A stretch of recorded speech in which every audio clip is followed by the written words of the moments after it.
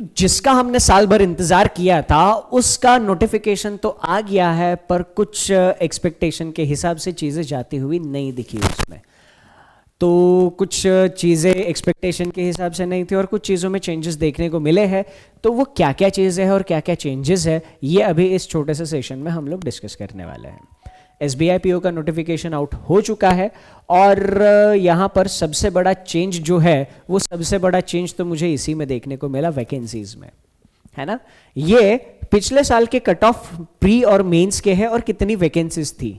2021 में 2056 वैकेंसीज थी, 2022 में 1673 वैकेंसीज थी, 2023 में 2000 वैकेंसीज थी। तो मोटा मोटी 2000 के आसपास SBI वैकेंसी निकाला करता था।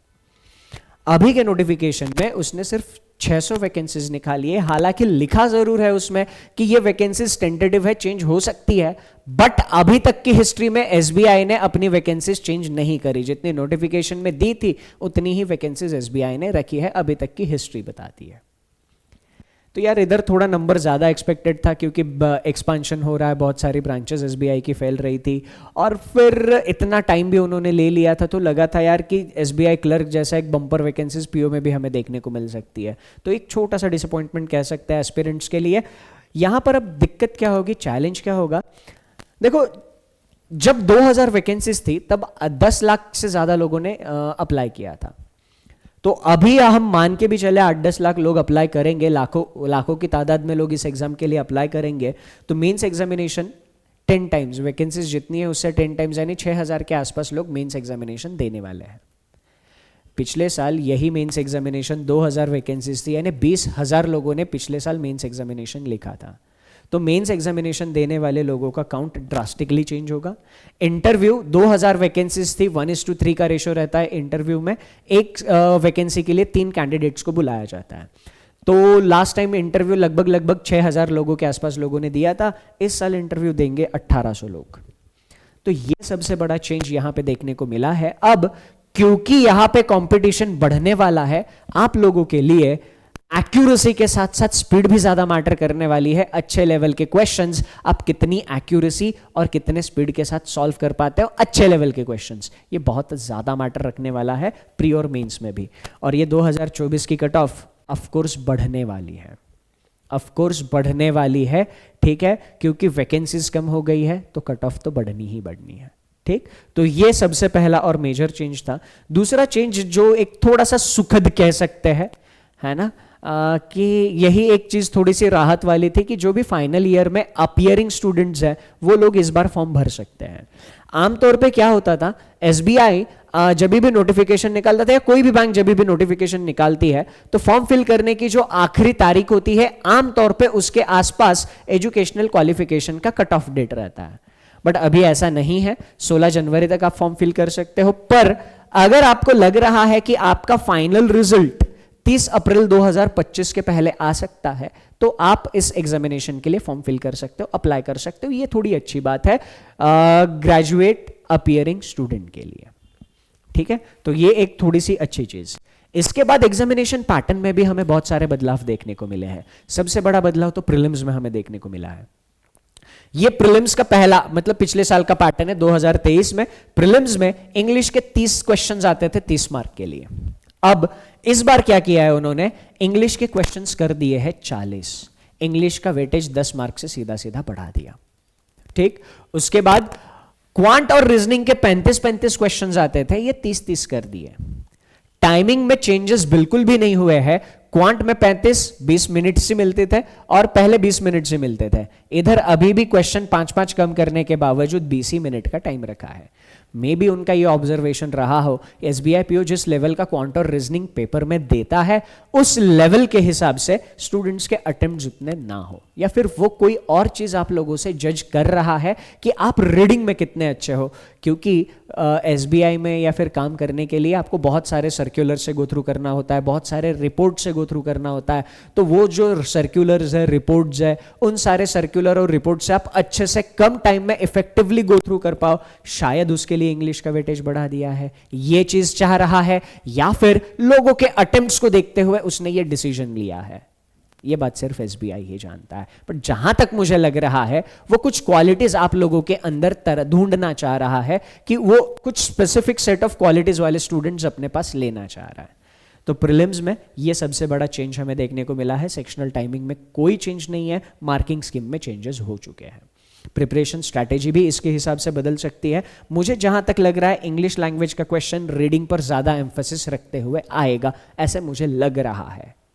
ठीक, क्योंकि इन्होंने आगे भी जो मेंस में चेंजेस किए हैं डिस्क्रिप्टिव में, उसको ध्यान में रखते हुए मुझे यही लग रहा है कि रीडिंग की तरफ इंग्लिश का पेपर ज्यादा इंक्लाइंड हो सकता है। मेंस एग्जामिनेशन की अगर मैं बात करूं, मेंस एग्जामिनेशन में रीजनिंग के 40 क्वेश्चन 50 मार्क के लिए आते थे, 50 मिनट का टाइम पहले दिया जाता था। अभी क्वेश्चन 40 ही रखे हैं, वेटेज बढ़ा दिया है, 60 मार्क कर दिया है, टाइम उतना ही रखा है। तो रीजनिंग में मेंस एग्जामिनेशन में 10 मार्क का वेटेज बढ़ा दिया।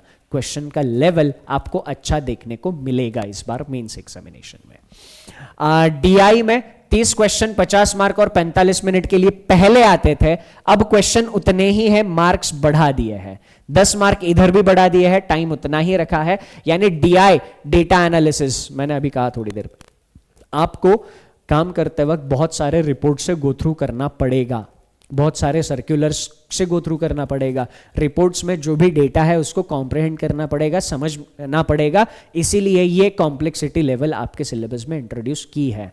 तो मेंस लेवल में भी डीआई के अच्छे लेवल के क्वेश्चंस आपको देखने को मिल सकते हैं। जीए में 50 क्वेश्चन 60 मार्क के लिए आते थे, पहले 45 मिनट का टाइम मिलता था, अब क्वेश्चंस बढ़ा दिए हैं, मार्क्स उतने ही रखे हैं। 60 क्वेश्चन 60 मार्क्स, टाइम 45 मिनट्स, तो क्वेश्चंस बढ़ा दिए गए हैं। तो जीए में आप वही चीजें एक्सपेक्ट करके चलो जो इससे पहले करी थी, कि जीए एक अच्छा खासा लेवल का आएगा और थोड़ा सा ज्यादा एम्फेसिस करंट की ओर रखा जाएगा। उसके बाद इंग्लिश लैंग्वेज 35 क्वेश्चंस 40 मार्क के लिए आते थे, 40 मिनट दिए जाते थे पहले। अब हुआ क्या है, इंग्लिश में 40 क्वेश्चन दिए हैं मेंस में, पर मार्क्स 20 ही रखे हैं। शायद शायद शायद पेपर सेट करने वालों को ऐसा लगा हो कि इंग्लिश में ज्यादा दिमाग लगाना मेंस में कुछ फायदेमंद है नहीं, क्योंकि इंग्लिश अल्टीमेटली एक लैंग्वेज है, तो लैंग्वेज को लैंग्वेज की तरह एक रीडिंग और अंडरस्टैंडिंग स्किल्स अगर एस्पिरेंट के पास है तो काम चल जाएगा। मे बी इस वजह से यहां पर यह हमें देखने को मिला है कि 40 क्वेश्चन 20 मार्क्स रखे हैं। और प्रीलिम्स में 40 मार्क्स, सबसे ज्यादा वेटेज प्रीलिम्स में इंग्लिश का है। ठीक, तो मे बी आपके language reading understanding skills check करने का काम एसबीआई करना चाह रहा हो, यह हमें इस आगे के पैटर्न से समझ में आता है। ठीक, आगे का पैटर्न क्या है, इंग्लिश में डिस्क्रिप्टिव में पहले लेटर राइटिंग और ऐसे लिखने होते थे, अब ये पूरा हटा दिया है उन्होंने, लेटर और ऐसे बिल्कुल हटा दिया है, क्योंकि ये एब्सोल्यूट हो, मतलब ये तरीके बाहर जा चुके थे। अब आज के टाइम में कौन लेटर लिखता है, आज के टाइम में कौन ऐसे लिखता है, कोई नहीं लिखता। तो आज के टाइम में एक्चुअल काम करते वक्त जो चीजें आप यूज कर सकते हो उनका इंट्रोडक्शन किया है। बहुत सारे ईमेल्स करने पड़ेंगे आपको, तो ईमेल राइटिंग आ गया है। बहुत सारे रिपोर्ट्स बनाने होंगे आपको, तो रिपोर्ट राइटिंग आ गया है। सिचुएशन का एनालिसिस, काम करते वक्त तरह तरह की सिचुएशंस आप लोग फेस करोगे, उसका एनालिसिस यहां पर आएगा। और प्रीसी राइटिंग, मतलब बहुत सारी इंफॉर्मेशन है, उसको कम से कम फॉर्मेट में अगर लिखना है तो आप कैसे लिख सकते हो, प्रीसी राइटिंग। तो ये सारी चीजें हैं। अब यहां पर एक चीज है कि पहले हमें ये क्लियर था कि 2 क्वेश्चन डिस्क्रिप्टिव राइटिंग में आएंगे, इधर कितने नंबर ऑफ क्वेश्चंस डिस्क्रिप्टिव में होंगे हमें नहीं पता। इनमें से कोई 2 ही दे देंगे या चारों के चारों देके इनमें से कोई 2 पर ही आपको कुछ लिखना होगा, पता नहीं अभी। तो ये थोड़ा सा सस्पेंस है, बट आपको तैयारी इन चारों की करनी है। ठीक, तो ये मेंस एग्जामिनेशन में हमें कुछ बदलाव देखने को मिलते हैं। मेंस एग्जामिनेशन में जो सबसे बड़ा बदलाव है, इस बार मेंस एग्जामिनेशन में सेक्शनल कट ऑफ डाल दिया गया है।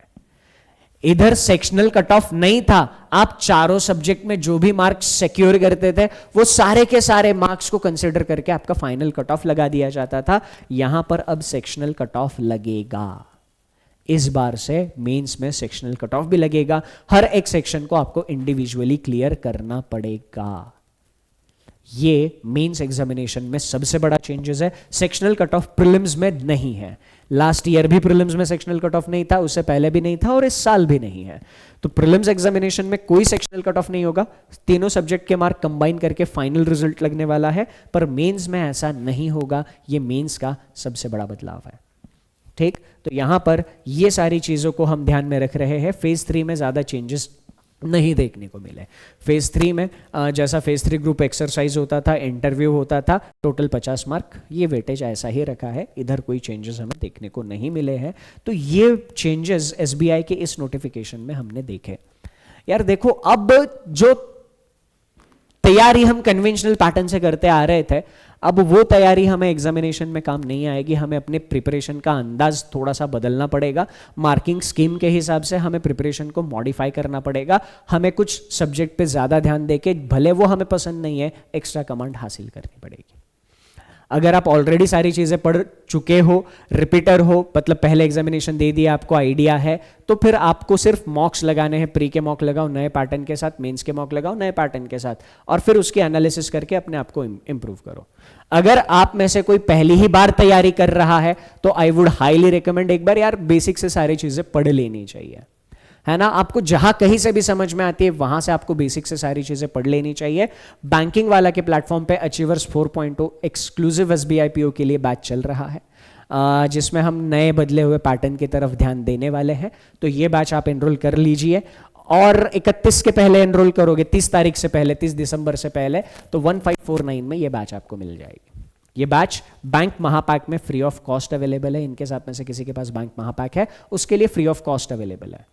अभी 30 दिसंबर तक ये बैंक महापैक का यूजुअल प्राइस है। आमतौर पे ये प्राइस रहता है 2799, एक साल का सब्सक्रिप्शन है। बट अभी 30 दिसंबर तक अगर आप बैंक महापैक में एनरोल करोगे तो इसमें आपको एडिशनल 500 रुपीज का ऑफ मिल जाएगा। 30 दिसंबर तक एनरोल करते हो तो एक साल के अंदर जितने भी बैचेस आएंगे, सारे बैचेस का एक्सेस आपको इस बैंक महापैक में मिल जाएगा।